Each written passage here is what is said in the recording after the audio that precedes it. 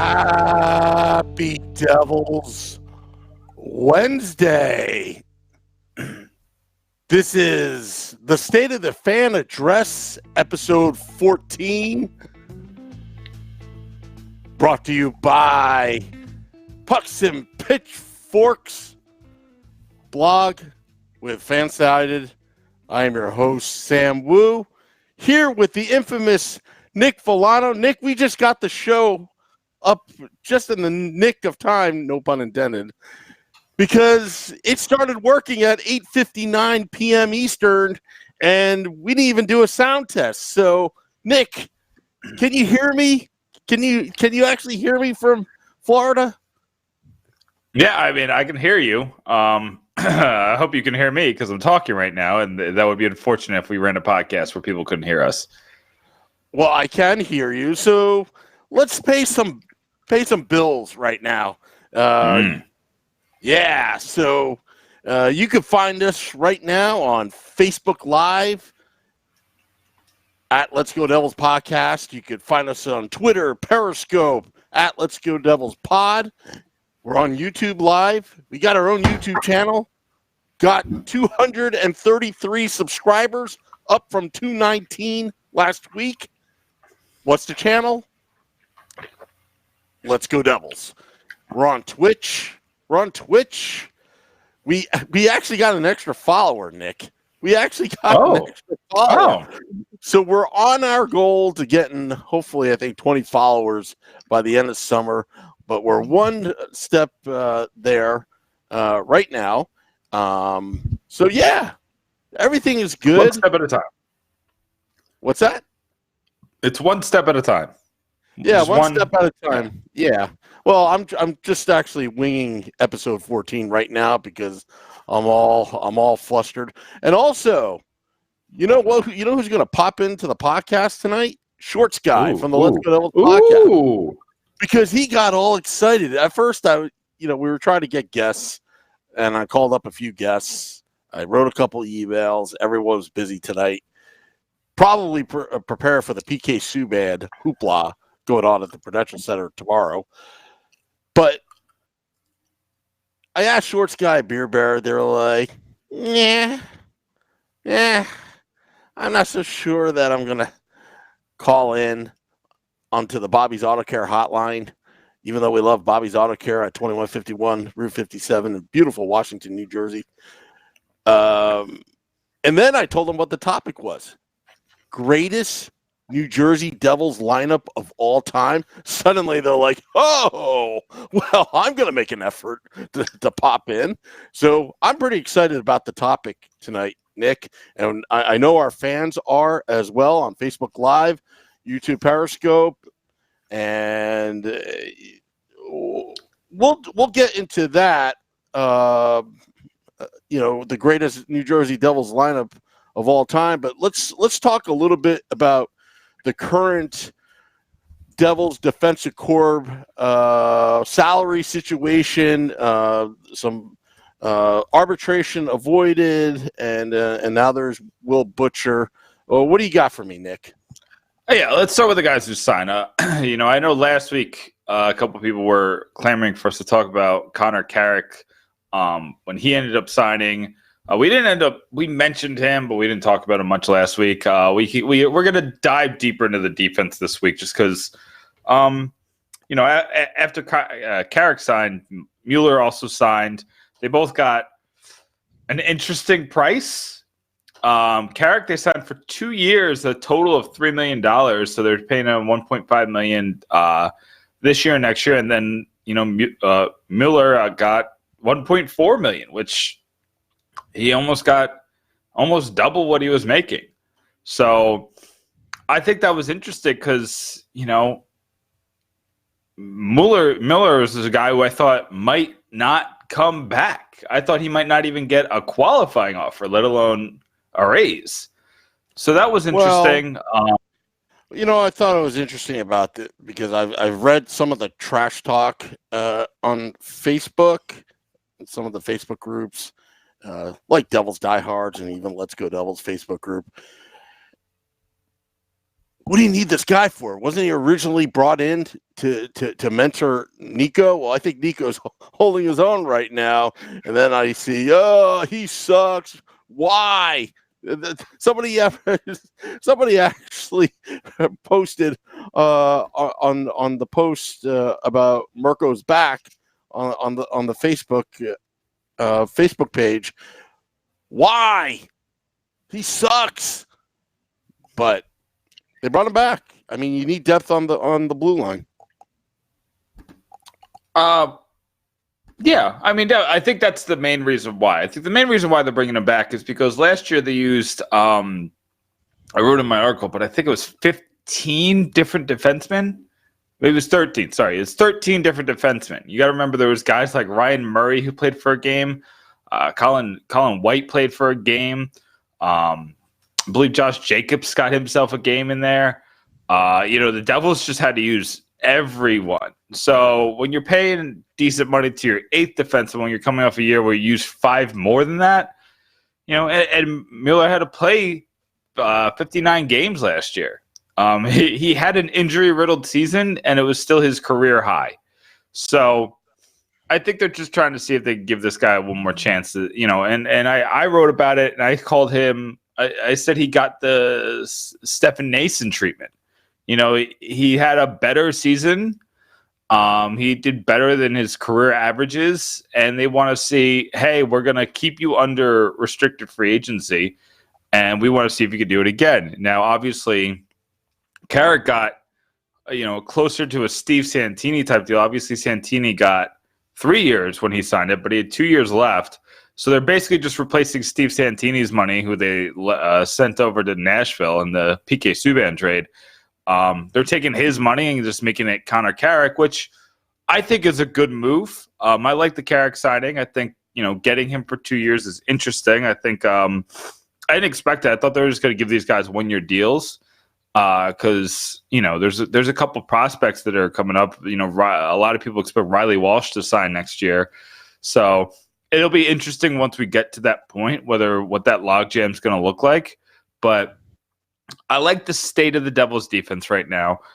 When you look at them 1 through 8, I think it looks pretty good. I think you got if I were to make lines right now, Sam, with the team that they have at this second, I'm moving Sami Vatanen to the left because it makes no sense to put Sami Vatanen on your third pairing. So you move him to the left, play him with PK to start the season. See if they could build some chemistry. And if, Sammy's proved he could play on both sides in the past, so let's just keep him on the left for now. So you got Sammy and PK in that first unit. I'd give Butcher and Damon Severson a try because I think that they could be an interesting pairing. I think, obviously they're both offensive-minded defensemen, but that's kind of the situation that we're going towards in the NHL. So I think trying both of them together won't be terrible. And then on the third pair, you put, Andy Green, the captain, somebody who's going to make all the smart decisions and, but he's kind of an offensive void at this point of his career. You put him with Ty Smith, and that helps you twofold. One, early this season, Andy Green's going to turn 37, so he's not going to be able to play 19 minutes a game this year, or he shouldn't. I guess he could theoretically, but he really shouldn't, just because he's getting up there in age and he's lost a step. And then you got Ty Smith, who you are trying really hard to not make him hit, a rookie wall. So if you play them, say 11 minutes, 5-on-5, and then you're putting Andy Green as the main power or penalty kill guy, and then you got Ty Smith on the second power play, then I think you're looking pretty good. Then you can rotate in Carrick and Mueller for now, and I think the defense is going to look great overall because of it. Yeah, I forgot where I found this on the World Wide Web. I forgot who wrote it. Maybe it was on Pucks and Pitchforks, but it said, now that the Devils' right side is taken care of, how about the left side? Because you look at Severson, PK Subban, and Vatanen, that is a solid, right-handed defenseman that can play offense, defense, and can skate come at a premium in this league. Come at an absolute premium in this league. And the fact that PK Subban, who Ray traded for, changes the entire dynamics. I thought it was great when they had Severson and Vatanen last year. Now, granted, last season kind of stunk, but to bring Subban in, that entire right side is freaking awesome. Now, the left side, you got an aging Andy Green, but he is the captain of the team. He is looking. He's in his last year of his contract, right? This season. This is last on his deal. Am I right on that, Nick? So yeah, Vatanen's on his last year of his deal. No, I meant Green. Oh, Green's on the last year of his deal too. I'm sorry. Yeah, last year's deal. And and I'm looking at the other Carrick, but Ty Smith could be at a elite level. Will Butcher, I'm hoping he could get back to I think he learned a lot last season in his second year. I mean, his first season they brought him in, they made sure they put him in position to win, but now that he has more responsibilities, I think again on paper these three defensive pairings the Devils potentially have going into the opening night roster, it's I would have to say top to bottom 1 through 6 potentially could be one of the top 5 in the league if they live up to their potential. And I'm very interested to see what Subban can bring to the table. And again, when I was talking fantasy on the power play, do the Devils go play Russian hockey, 4 forwards and 1 defenseman? But Vatanen and Subban are so talented. I wouldn't mind having a pairing, on the power play. So, again, I like the defense, but I also like how Ray is spending cap money, and I think he got a couple good deals in the past week. Sim, I really like our defense, but top 5, I don't think they can get there. I just think there's too many teams. I think Nashville's just still stacked back there. I think Winnipeg is still stacked back there, even though they lost Trouba. Calgary is obviously possibly the best team on defense. They have the reigning Norris Trophy winner in Giordano, and just stacked with Hannafin. They just have a stupid defense. And obviously San Jose with Burns and Carlson back there, and Vlasic. I don't think we could get to top 5. I just don't. Even if everybody plays at their best, and I think PK can be a top 5 defenseman himself, but I don't think that our defense could get to top 5 just because they're that's asking like an impossible amount from that Butcher Severson line. I just think that's a lot. But I do think that they are a top 15 defense on paper, which is something they haven't been in a while. And that's how crazy just adding PK Subban makes, how much that impacted this team. Because before, without Subban, this defense is probably bottom 5 on paper. If they all live up to their expectations, or not even expectations, they all live up to the best they possibly be. They could be better without Subban. But you haven't had a season where Severson and Vatanen were both great. You had Severson was great last year. Vatanen was great the year before. If you could get them both, yeah, maybe. But with Subban on this roster, now this team is just top 15 off the gate. And you got to think about how awesome that is, how amazing that is, because we haven't had a defense this good since maybe 2012.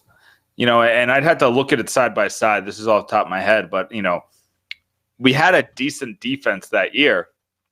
And once again, we have an above average, decent defense now. One move, say the Devils went out and upgraded the left side by getting Gardner and, maybe sending Vatanen for somebody. Obviously that's the wild card here is trying to move Vatanen over to the left because he's just not a third pairing guy. That doesn't make any sense. So I think right now you're in good shape.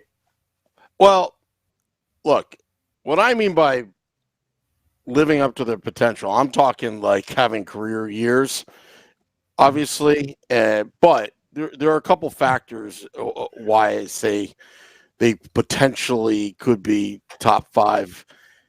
You potentially could have 3 all-star defensemen coming out of the East that are New Jersey Devils, potentially. With PK Subban, Severson, I have not given up on Severson. Okay. There's no reason to give up on him. He's good. Because ever since his rookie year, when I saw Tampa play the Devils, excuse me, in Tampa, in the press box, I was near Scotty Bowman, the legendary coach Scotty Bowman, scouting for the Chicago Blackhawks. Has a place, retired, semi-retired down in Florida. He was gushing, absolutely gushing over Damon Severson. When he sees talent, he knows talent. Now, granted, was I expecting Severson to be a top 5 defenseman in the NHL in his rookie year? No. But you look at somebody like Victor Hedman that took a while to come into his own. I see a lot of that in Severson. Granted, the Devils haven't been very good since the Devils drafted Severson. I'm looking to see him take it to a whole new level. And I'm also interested to see what the chemistry is going to be like on that blue line, because with the 3 pairings that they have, I mean, if Butcher rebounds from season 2, and again, this is all theoretical, living up to his potential.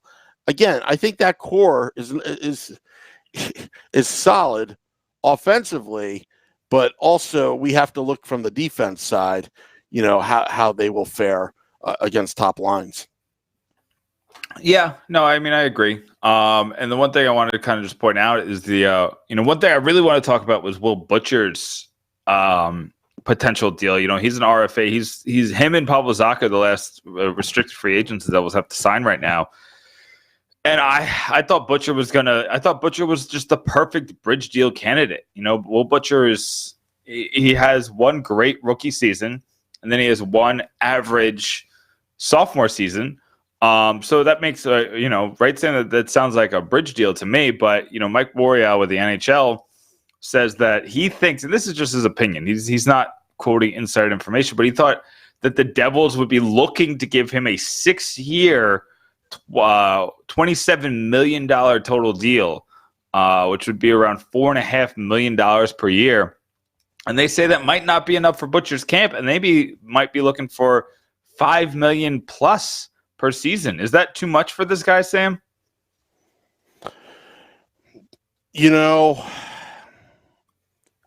At this stage of his career, I think it may be. But again, will another team pay that much? That's another question that I have. But at the same time, you don't want him to just ride this thing out and not come to camp. But I don't know. From a salary cap standpoint, I think their money could be better spent elsewhere. But you never know. I mean, if this kid turns out to be an all-star and, this and that, yeah, I think it's worth the money. But what are the chances of that? I'm not so sure. By the way, Nick. Oh, boy.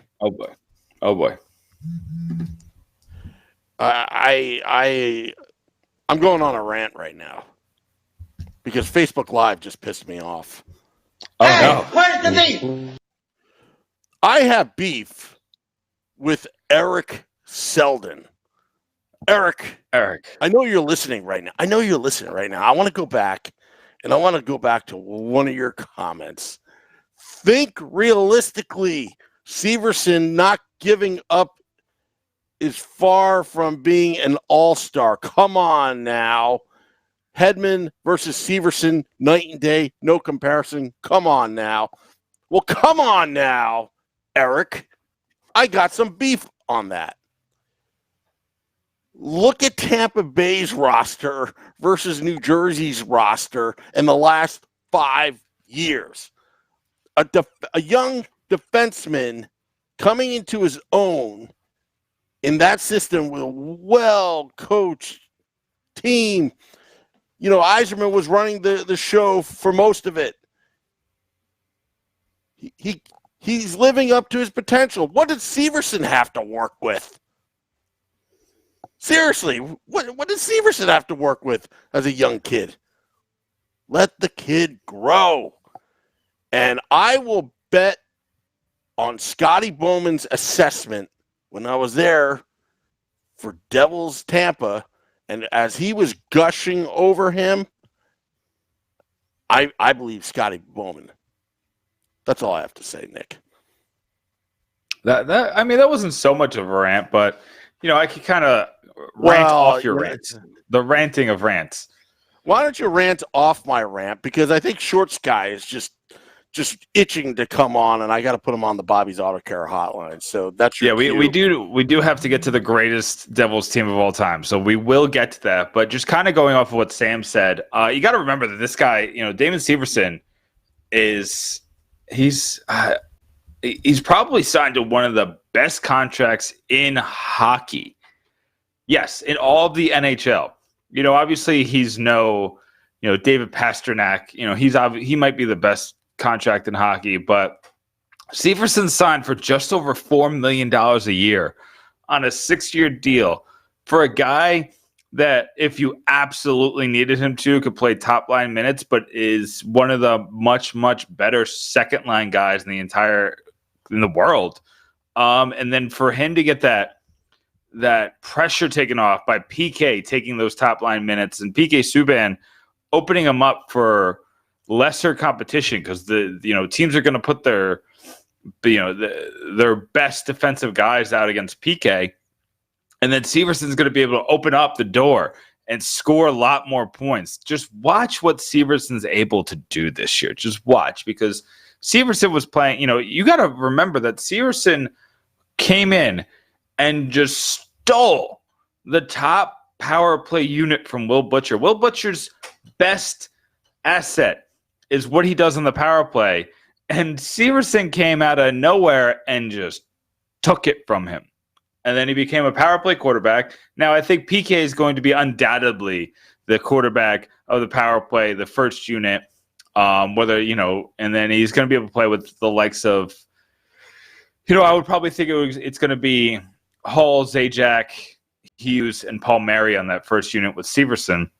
I'm sorry, with Subban, and that's a great unit. But think about what the second unit's going to look like next year. You got Nico, Jespers, both of them, Brad and Boquist. You got Wayne Simmons, who's just a monster on the power play. And then you could throw in the back, not only do you have Severson, who's a great power play guy, you got Will Butcher, who we know is an amazing power play guy. And then you have Ty Smith, who was out of this world on the power play when he was playing for Spokane last year. I mean, the Devils might be forced to play 2 defensemen on the power play just because of how great their defense is going to be at offense.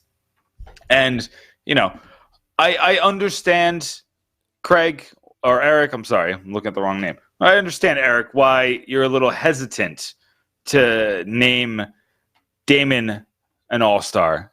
He hasn't shown all-star chops quite yet, but I think that he's right on the cusp. All the advanced stats say that he's been very good with the circumstances that he's been given. Now he's given much better circumstances. Now he's in a much better place. Now the pressure's off, and he could just play his game. He could just focus on being Damon Severson instead of trying to focus on being that shutdown guy the Devils needed.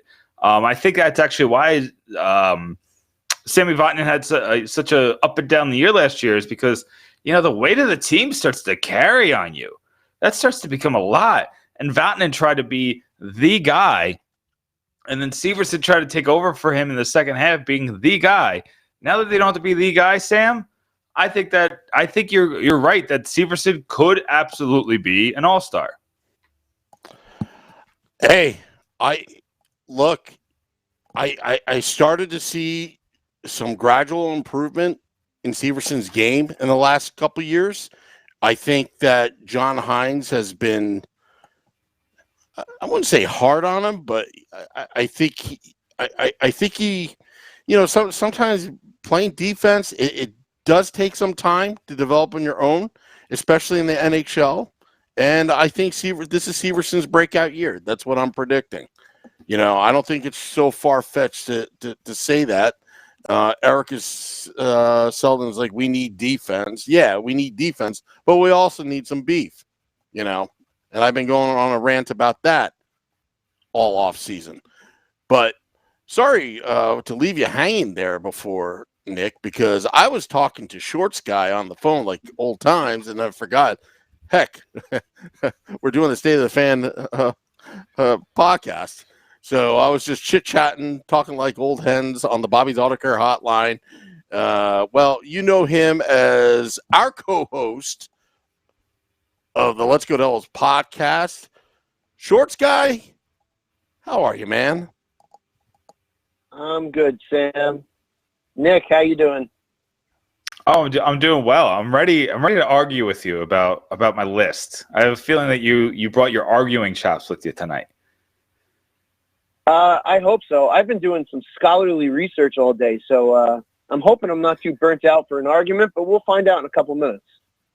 Before you guys start, I just want to tell you, Shorts Guy, it was very hard to make this graphic and cut Erica Wachter out of the picture, that the graphic that we have up right now.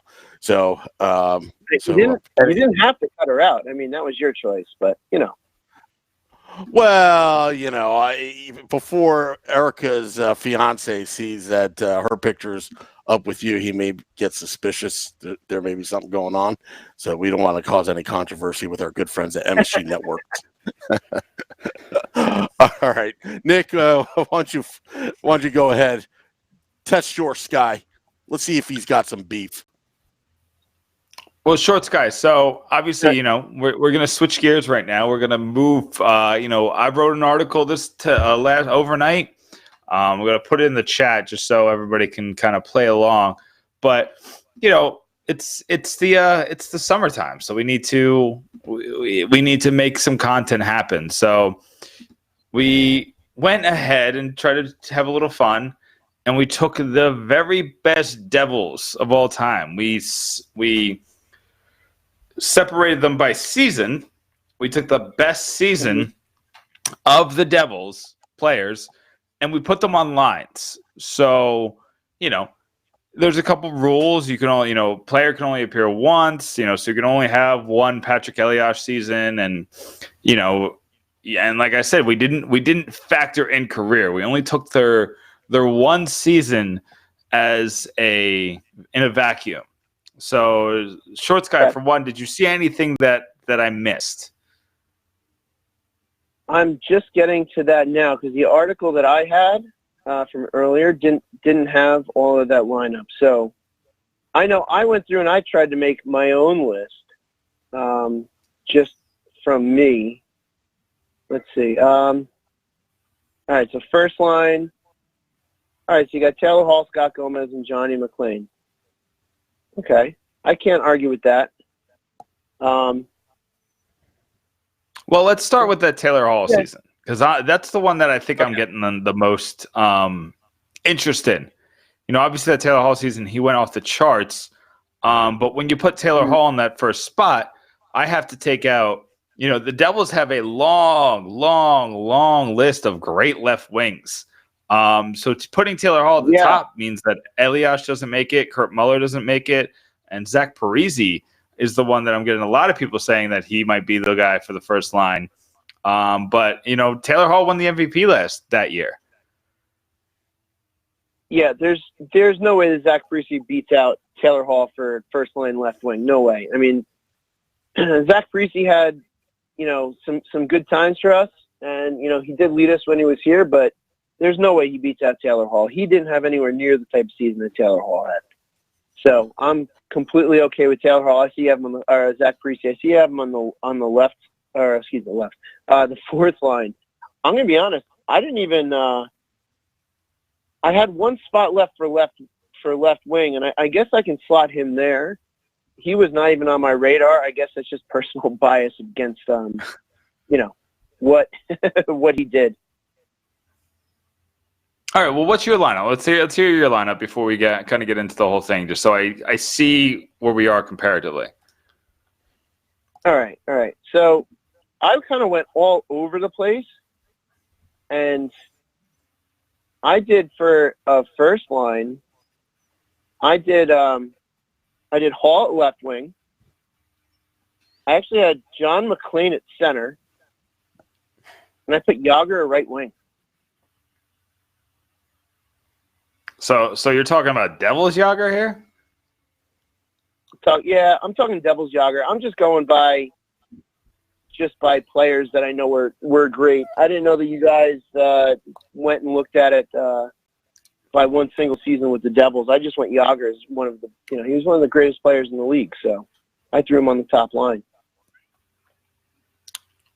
I mean, that would have been an interesting line. I would have liked to see even Devil's Yager. I would like to see Devil's Yager paired with Taylor Hall now. Not Yager now, not 50-year-old Yager hanging on to his, career.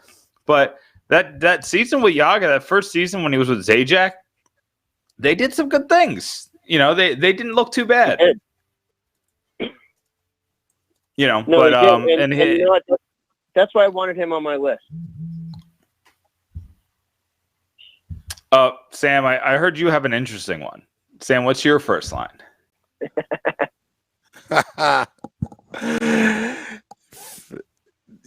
It's called the troll line. It's going to troll everybody on Facebook Live. Can you mute yourself? Left wing, Taylor Hall. That's the obvious one. Okay. Centerman, Doug Gilmour. Oh. Killer. Right wing, Kovalchuk. You're just doing this. You're doing this for two reasons. You're doing this, one, because people say you don't know anything before the year 2000, and two, because you're just playing your "where's the beef" bit. This is a bit, Sam. You're a bit. Stop being a bit. Doug Gilmour was awesome for that year and a half he was with the team, and he was on a trapping team, and you know what? But he gave him that offensive punch, but not enough in the end.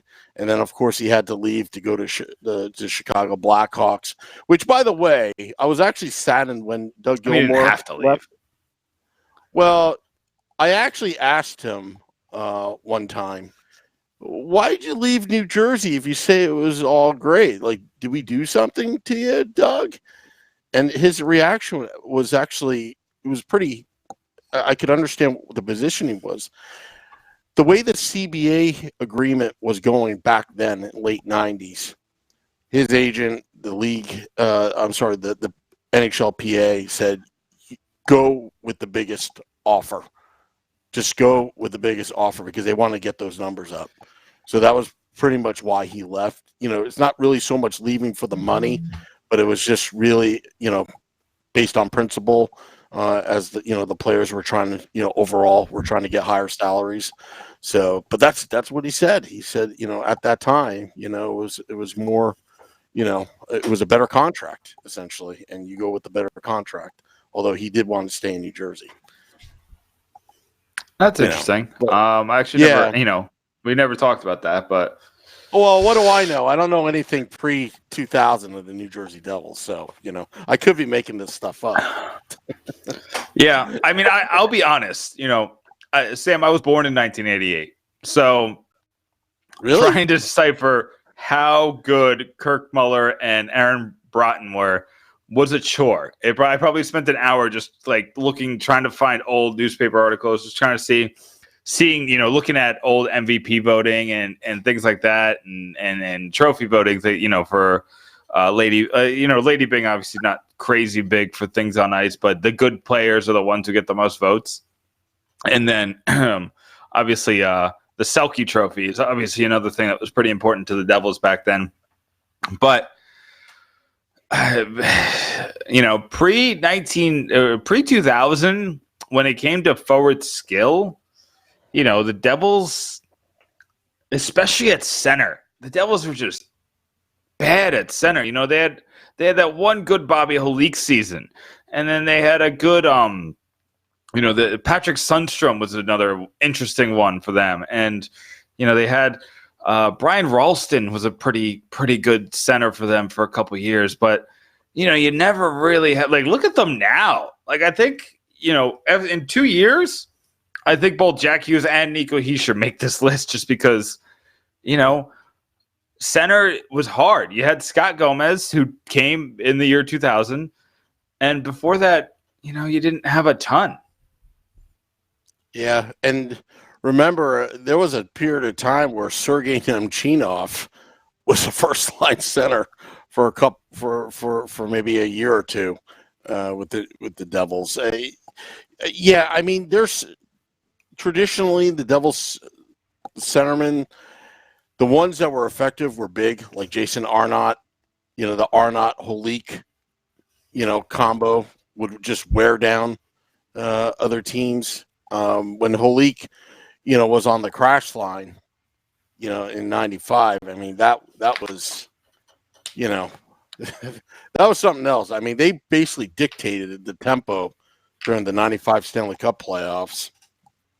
But you're right. I mean, has there been maybe there one day, if we run out of content, Nick and Short Sky, maybe we should have the lineup that could have been, like Mario Lemieux had the Devils actually tanked it instead of start winning games towards the end. What life would have been like, It's just, it's interesting to look at what even more recently, you're talking about back then. What if the Devils never got Corey Schneider and they just really tanked in those last 2 Lou years? Those are some big drafts. On the team. McDavid would probably be on this team, but I don't think we would have Hughes though. No, but that's like six in one hand, 6 in one hand, half dozen in the other. We're also speculating on a player who we haven't even seen play one shift in the league yet, too, with as far as not having Hughes on the team. So let's see where that. Yeah, but it's not like we've never seen him play hockey before. We've seen him play hockey before. We've seen him play on the world stage. We've seen him play against NHL players. Short Guy, don't give me he hasn't played against adults. Don't give me he hasn't played against men argument. Oh no, I'm not going to go there. You know what? I want to see how he performs when he gets into the league, and it has nothing to do about playing against adults. It's he's going to have this massive spotlight on him, and I'm curious to see. I expect him to handle it very well, and I expect him to do very well and have a fantastic career. But it's one of those things where right now, as excited as I am, I'm still going to be. There's going to be a little bit of reservation until I actually see him on the ice and start producing for us. That's all. I'll tell you this. Reserved with it. I'll tell you this, Shorts guy. I understand why you're reserved, because we all want to play cautious, and we don't want to get overhyped and then get let down. We've done that too many times as Devils fans, and we've seen it happen too many times as Devils fans. But the only thing that's going to stop this kid from being great is injury. And injury is possible. Injury took out Lindros. Injury took out Correa. Injury is taking out some of the best in the game's history. But you still got those first couple of years where, I believe both Lindros and Correa are Hall of Famers, even though their injuries cut their careers short. So I think you're going to get something amazing out of Hughes no matter what. Oh yeah, and that's what I expect. But like I said, I had a little bit of, just a little bit of reservation until he's actually out there wearing the jersey too. So, And I also want to make sure that he's going to stick long term with the Devils. I mean, who's to tell what 3 years down the road is going to be? You know, we would hope that he stays with us and he's happy here. Sometimes I'm just a little overly cautious with some things like this. That's just me and my nature. That's fair. I want to get back to the list though. Sam, you put Kovalchuk on your list. Shorts guy, did you? I know you're leaving Parise off because of your bias. Are you leaving Kovalchuk off too? No, I had Kovalchuk on my third line, centered by Arnott with Langenbrunner on the right. Okay, so now Langenbrunner never had that great of an offensive season. What's your thought process on that line? Why do you got somebody who, you know, a 50-goal possible scorer sitting there with Langenbrunner, and you know, what was your thought process there? Well, I mean, the highest point total that Langenbrunner had was 69 points in 08-09. You know, he did his work on the right wing, and what he could do is he could clear up some space for Kovalchuk on the left there, and Arnott would have two options to look to, and you know, hopefully either that or Kovalchuk would take up a lot of the defensive looks, and then you would also have Langenbrunner who could score, you know, to be there to kind of pick up that open space too if Kovalchuk is being, you know, double covered in a defensive, you know, if the defense are looking to him with double coverage. So you still have two really good offensive threats there with a really good center that could produce goals. Now, when you just mentioned that great season by Langenbrunner, it's really sad that 2009 team just didn't do more. Because you had the best season. I mean, you had the best season of Zach Parise's career. You had the best season of Jamie Langenbrunner, your captain's career. You know, Brodeur was still peakish Brodeur. And then that was the year, I believe, that was the year that was the 2 minutes from hell, right? Where the Carolina Hurricanes scored 2 goals in Game 7 in the final. It was a minute 27 of the game. I was there, and I had that personally blocked out until you just brought it up again. Thank you. I'm sorry. Thanks, Nick. Yeah, we were all celebrating. We're all celebrating, walking over to the MSG Network, spot to celebrate, and then by the time we got there, you know, season's over. I had successfully repressed that memory way deep down until right now. Thank you. Listen, that's probably the worst 3-year stretch of being a Devils fan for me, because I might have had a little bit of whatever you want to call it. Maybe sports made me a little angry back then when I was younger, and I might have put a hole in a couple walls from that game. Sorry, Mom. Was living with Mom at the time. And then in the year prior, you get spanked by the Rangers in the first round, and the year after, you get spanked by the Flyers. I'm going to be honest with you guys. I wish we just didn't make the playoffs those 3 years. Yeah, I would have taken that over those losses. Oh, it was rough. And then, you know, the next year was the infamous John McClain, I believe, right? Yeah, it was the John McClain just disaster. Or they tried to make a run towards the end of the season, and they fell way short. But they did make the playoffs for the first time in, I think it was 96 was the last time they missed the playoffs. And then they didn't make it in 2011. And the next year they go all the way to the Cup Finals with Peter DeBoer. But, you know, it's just been an interesting past, you know, that was just an interesting time for the Devils, because they had those guys that were just playing out of their minds, and they brought in Kovalchuk. And then everything looked like they were on their way to doing great things again when they went to the Cup Finals in 2012. You know, they beat the Flyers, the Flyers beat the Penguins, who was everybody's pick to make the Cup. Then the Flyers became everybody's pick to make the Cup. We beat them.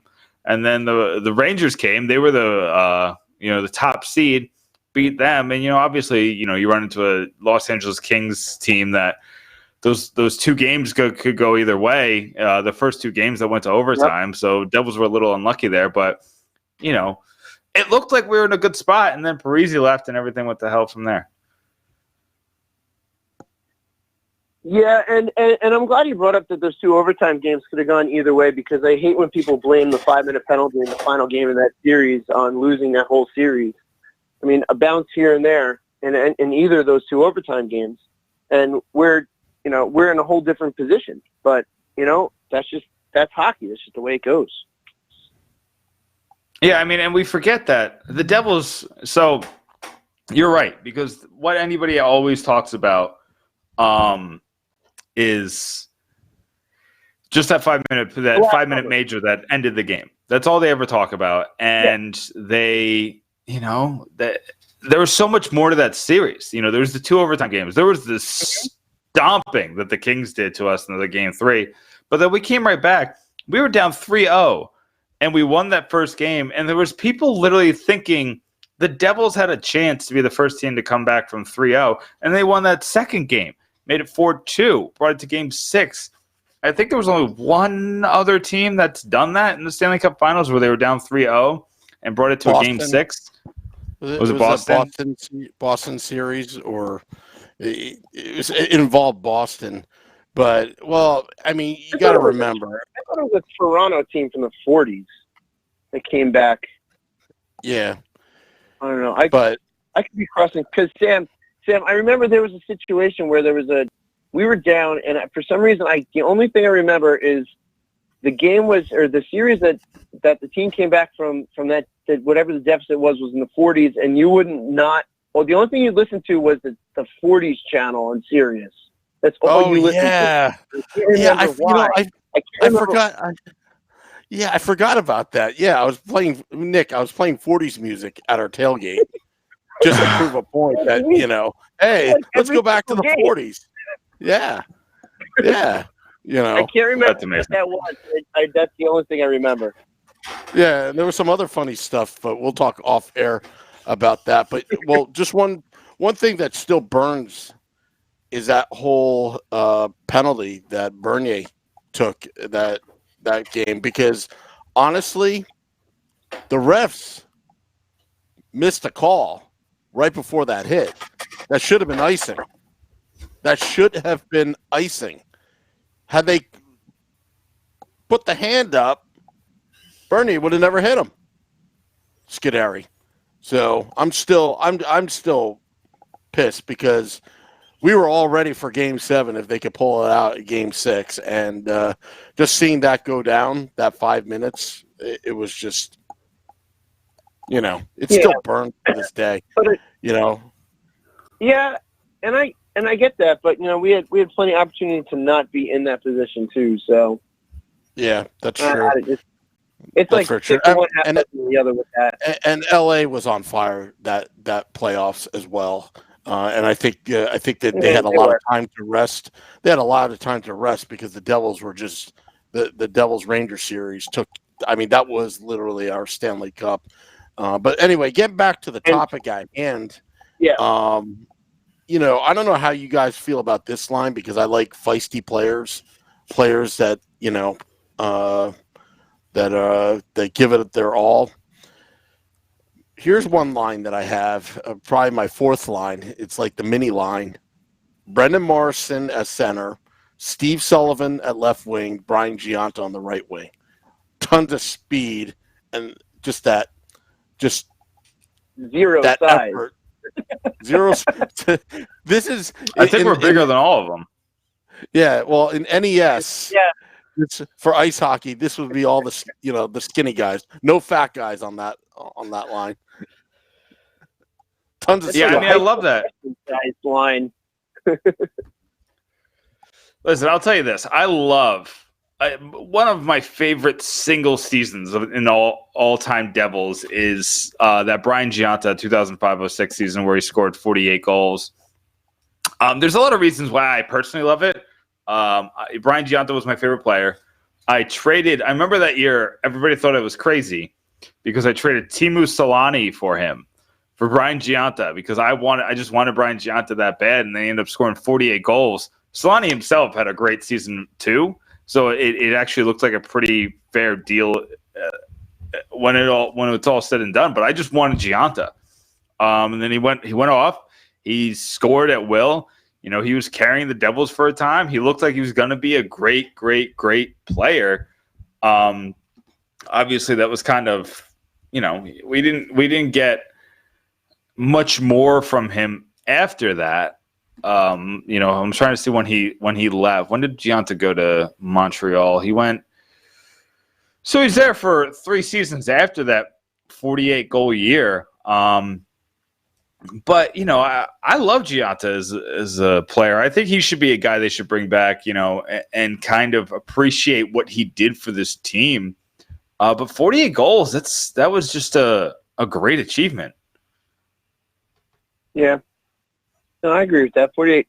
That was a fantastic season for him, and he was fantastic for us. But how would you honor? How would you just have a Brian Gianta night? What would you feel would be a fitting honor for him? I mean, I think you got to look at the Yankees and see what the Yankees have done, honoring their guys, because they don't have to retire every number. Paul O'Neill doesn't have his number retired. But he has some special honors in Monument Park. And I think the Devils have enough of a history now where they could do something like that, where they could section off a part of the Prudential Center, and it just adds to the lore of the Prudential Center. The Prudential Center, I think, is already one of the best places to go watch hockey in the NHL. And now if you honor this Devils team for what it is, and it's kind of hard. I think if you had Jeff Vanderbeek still here, I think that you'd get something like this, and the owners now, I'm having trouble because, you don't see them that often. So I'm having trouble to see whether they're business guys or if they're sports guys. But you knew Vanderbeek was just all about his hockey team. So, yeah. But I'm just saying, you have a spot where you honor, you could honor the Hall of Famers, Brodeur, Stevens, Niedermeyer. You honor your best guys like Danico and Elias, and then you could also honor the guys like Holik, and you could honor the guys like Gianta and John Madden, and those guys who aren't going to get their numbers retired. It's kind of like, what is it, the Ring of Honor that all those other teams do. I think the Devils need something like that. They definitely have the space within the building to do something like that, almost like, I don't want to say a Devils Team Hall of Fame, but something very similar. They have the space; they could absolutely do that, and they can make a big deal of it. To put a new player in. I mean, think about that. They're always looking for ways to sell tickets. If you, instead of doing a Ken Danico Ghostbusters bobblehead night, which I thought was a cool idea actually, but instead of that, you could just make you can add another one where you there it is. You can do, bring back Gianta, have the pomp and circumstance. You could do it, maybe you make it a yearly thing. Maybe you make it like every March you're going to do this, for one March home game, You're going to put somebody in the Ring of Honor. Devils have enough players to do it. And you could even do it if you want to say, honor that great season by Alexander Mogilny and kind of stick it to the NHL Hall of Fame for not putting him in. You can honor Mogilny. There's a lot, and John McClain's a guy who's, I feel like, been, we were mad that he went to the Rangers. You're always mad when he gets this big contract for the Rangers, but you got to give him credit for what he did to jumpstart this franchise. Yeah. And it's kind of like all those players, all the players who are not at that upper echelon to have their number retired, but there is that second level of players, you're right, that have done a lot for the team and the franchise. And yeah, it would be the fantastic way to honor them. They've got the space in the building. That would be great if they would, it's just a way to honor the history of the team. We have a non-Devils fan, a good friend of ours. We'll call him Big Cat. He's going off on Nick about honoring Gio. And I like Big Cat. You like Big Cat, right? Shorts guy? Yeah, I like him. He's a really good dude. Yeah, he's a good dude, but not Gio. What's your beef, Kurt? Uh-oh, here it comes. With Gio. What do you know? the Rangers, the '94 Rangers, they honor Brian Noonan probably. I mean, come on. But it's good that and actually, Shorts Guy and I talked about it in Beer Baron the other day. We went to the Red Bulls game to act like soccer hooligans for one night, and there were a lot of Flyers and Ranger fans that were Red Bulls fans that came up to us and said, "Hey, we watch and listen to the podcast just because it's real. Just want to hear what you guys have to say," and we really appreciate that. That was really cool, Shorts Guy, about that. And you know what? We're not playing the Rangers right now. Kurt's allowed any time in the chat room. If he wants to troll, we'll troll him back. That's all. Thanks, Kurt. Thank you for your comment. Thank you for commenting the most commented Devils podcast in the history of New Jersey Devils podcast. But anyway, moving on. Sorry, I hijacked the podcast. Yeah, I mean, just a quick retort to Big Cat, I guess we're calling him. You got to remember that Gianta season came after the lockout.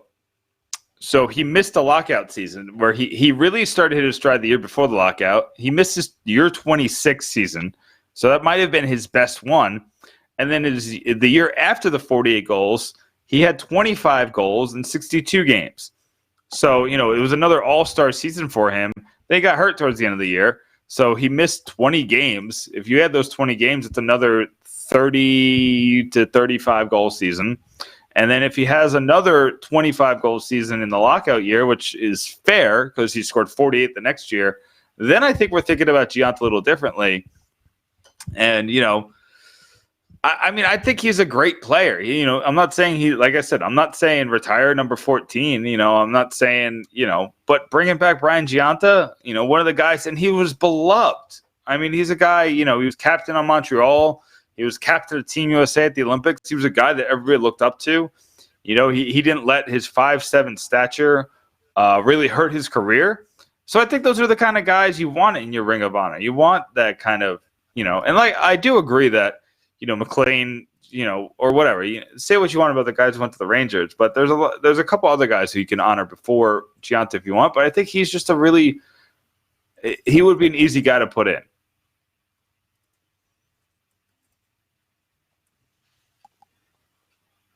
You there, Shorts? Anyway. I'll take it. I was just going to respond. I was waiting for the delay. Yeah, no. He'll go in there, and I just think Kurt's. I just think Big Cat. I just think his argument was there are players that should go before him. I don't think he was arguing that he wouldn't be in there at all. But I think he was just saying that there'd be players that go before him. But Gio would end up in there. Yes, I'd be for it. So let's sorry, I'm distracted. I'm just texting Nick back and forth. So we're like those. Yeah, well, let's just be honest with our audience right now. They're still on the live feed. Shorts Guy has something to do, and we're trying to coordinate to kick him off. But I'm trying to figure a way to do it politely. So. But get the heck out of here, Shorts Guy. We're done with you. I'm just kidding. Yeah. Well, tell us your fourth line, your beef line. Do you have a beef line in your lineup? I don't. I was trying to write down a fourth line, and I just couldn't. I had Zajac and Sakura, and then I couldn't figure out who I wanted as my left winger. So you didn't want I just really couldn't. You didn't want like a Mike Peluso or a Cam Jansen, or I meant that kind of Claude Lemieux. Yeah, Claude Lemieux. Oh, you know what? Yeah, just and I'm sure we're gonna have a couple out of position here, but I think a Mike Peluso, Claude Lemieux, Cam Jansen line. Talk about a line that would just kick the snot out of you. If you're gonna have a Devils line that's gonna kick the snot out of you gotta have Bobby Holik. I mean, Bobby Holik. I remember watching Bobby Holik one time. He took a face-off, turned around, and hit a guy with the butt end of his stick. I mean, that's illegal, and you don't want to see that now. But Man, that's some hard-nosed things when you're knocking guys with the butt end of your stick. Yeah, I mean, there were some really. That would be such a suspendable action. He'd be gone for games. Yeah, I mean, another obscure devil. Remember Mike Jefferson or Mike Jefferson Danton? And when he changed his name, he had a couple good games there. I mean, I almost got a Danton jersey till he got kicked off the team. So, I mean, those things happen. But yeah, I mean, what could have been? I was actually rooting for the kid. He had a tough time at Lou in the beginning. Then he made the team, and then and I don't know. I think he's out of jail at this point. But yeah, good for him. Yeah. But no, I mean, his life was actually pretty hard. We shouldn't really make fun of that because I think what came out of it, out of that trial was, well, that's another story for another day. But anyway, all right, Shorts. Well, we know that you have to go right now and you got to leave the Bobby's Auto Care hotline. But you have a good rest of the week. Yeah, you guys as well. Thank you for involving me in the conversation. And, I'll talk to you guys sooner rather than later. How about that? Let's go Devils. Woo! Let's go Devils. Well, that is Shorts Guy, my fellow co-host of the Let's Go Devils podcast, which season 3 starts, September 15th at 9 p.m. Eastern. That's going to be a great start to the season, although I have to really check the football schedule if that was wise to put it on the 15th.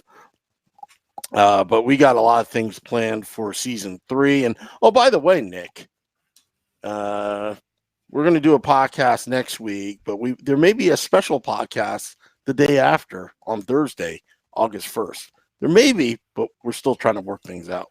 Just want to give that teaser to the audience. Also, I don't know if you remember, Sam, we were talking about we might have a very big guest next week on the podcast. Yeah. Now I'm not going to tell them who it is. I'm not going to tell them who it is because Can we give him a clue?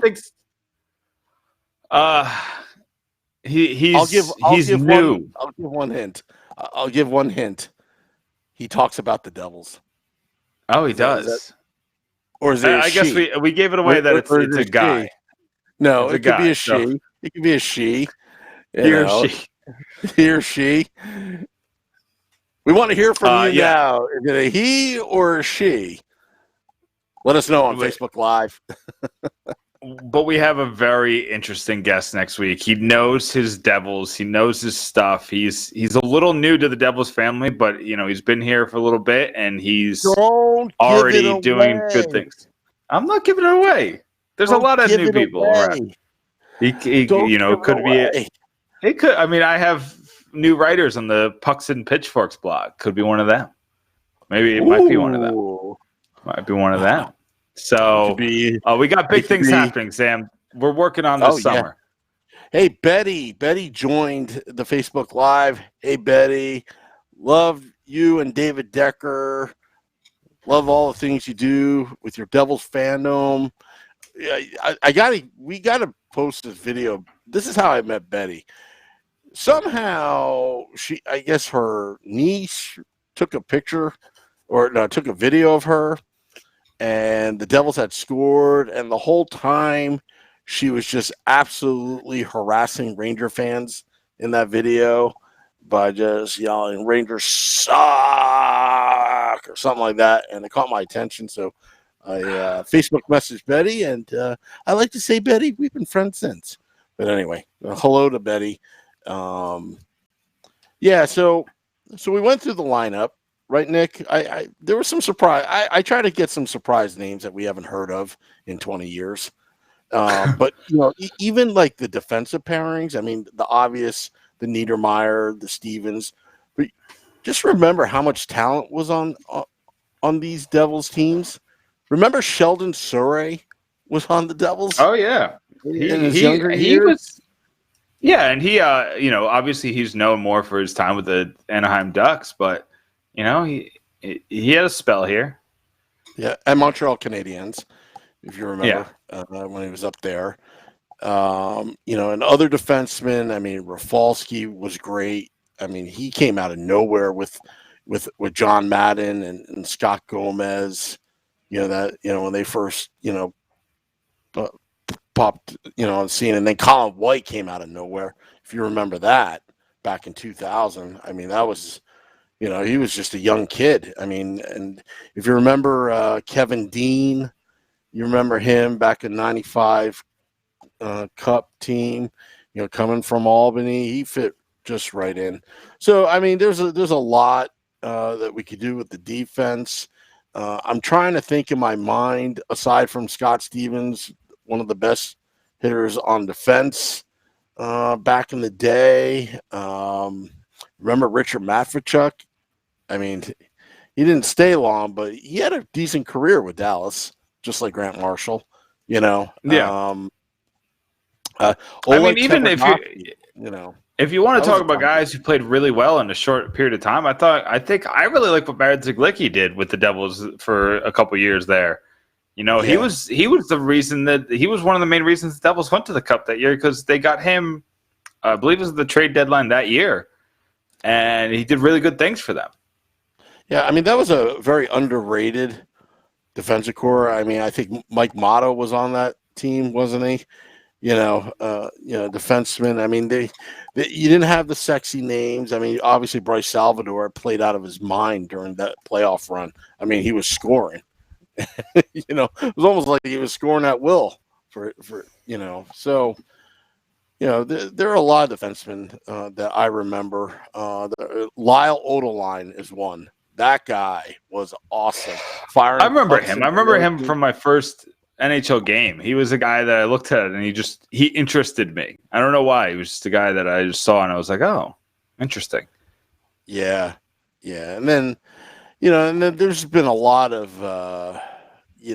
fist-to-cuff guys. One guy that I'm very proud of how his career went was Randy McKay. I mean, he used to lead the league in penalty minutes, or would have been top leader. And he made a living with his fists, but eventually he found his game, and he was very effective. He was extremely effective, and we don't hear too much about Randy. I remember his old anti-smoking commercials, because he always had that deep, raspy voice. It used to sound like this: "Hi, I'm Randy McKay. These cigarettes, these hits can hurt, but these cigarettes here can kill you."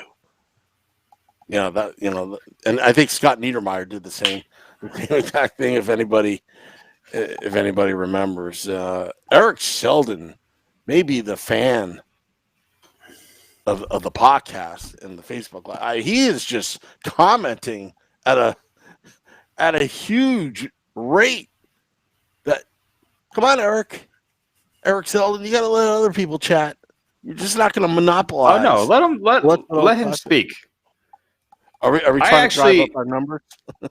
Always, but did you know that Lyle Odeline was not doing well health wise? I mean, you hate to hear that. That's he's still a young guy. Wow, I didn't know that. Yeah, he's only 51. Wow. Well, that's not good. So we got awesome. He was a nice right-handed defenseman, if I remember correctly. Yeah.